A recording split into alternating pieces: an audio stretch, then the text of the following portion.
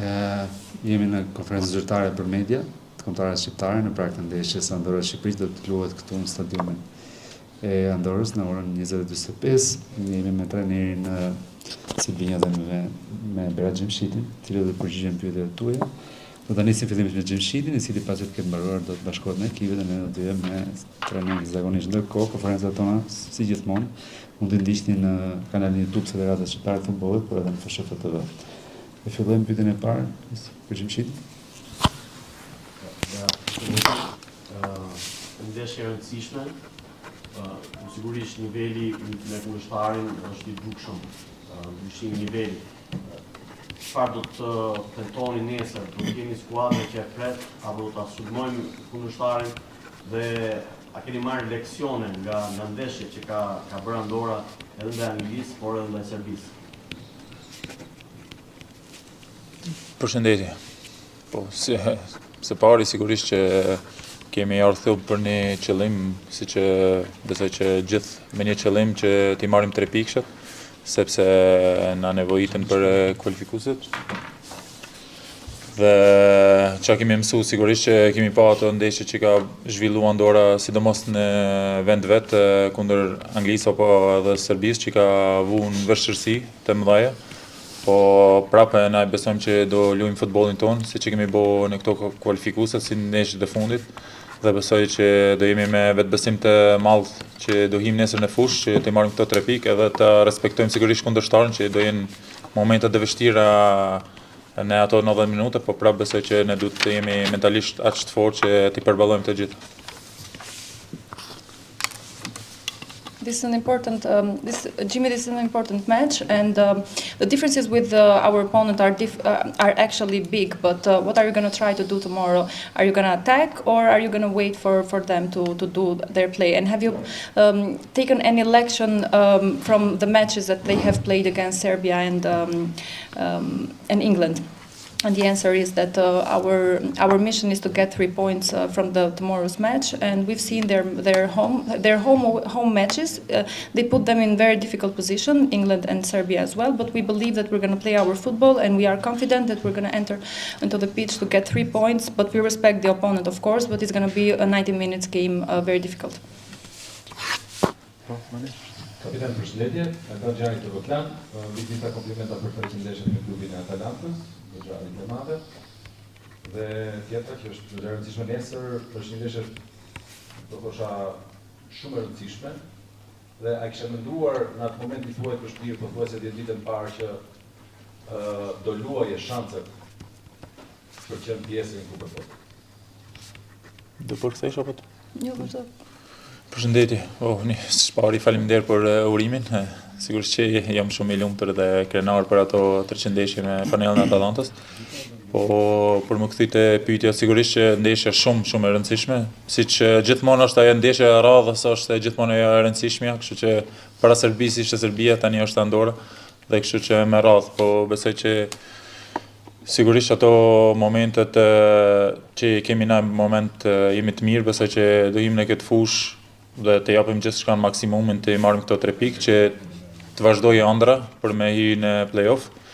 Pastaj a kam anu 10 vite më parë, nëse më kishe pyetur para 10 viteve jo, nëse më kishe pyetur kohët e fundit po, sepse besoj gjithmonë mundësitë e ekipit dhe mundësi që futbolli t'i jep, sepse gjithçka është e mundur në futboll dhe kjo është gjë që më shtyn përpara ose shtyn gjithë ekipin përpara dhe besoj që çdo çka është e arritshme dhe pse jo ta provosh. First of all, congratulations on your 300 matches with Atalanta. And 10 years ago, did you ever think that you would be playing right now for a position to play in the World Cup? And the answer is that I'm very happy and very proud and thank you for the compliments. And I'm very happy and proud to have played 300 matches for Atalanta. This is, as we said, this is an important match tomorrow, but we take each match after the other.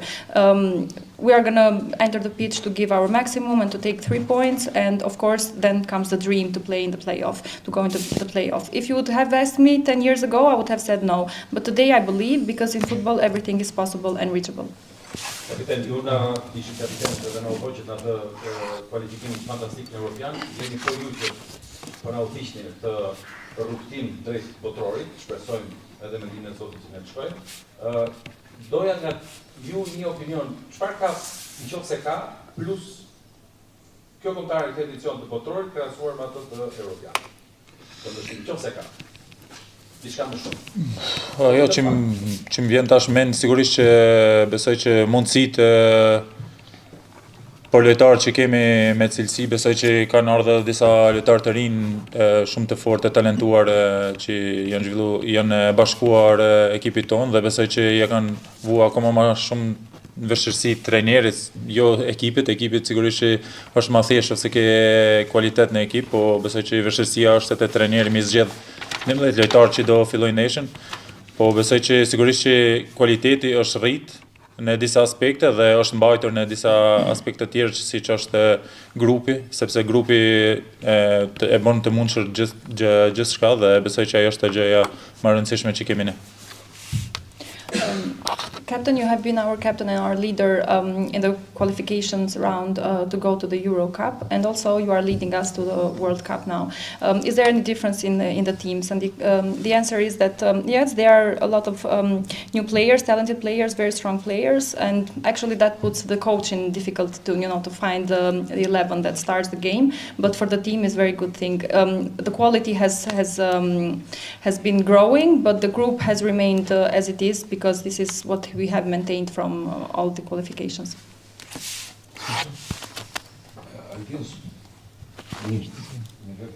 Altin Sulqe, dy CNN.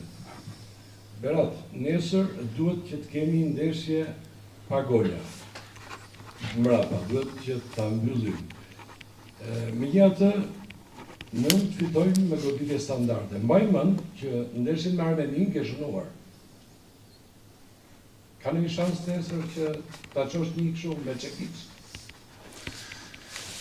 Sigurisht që unë si mbrojtës pothuajse sigurisht që çdo lojë futem në ndeshje që mos pësuar gol sepse është gjë e rëndësishme.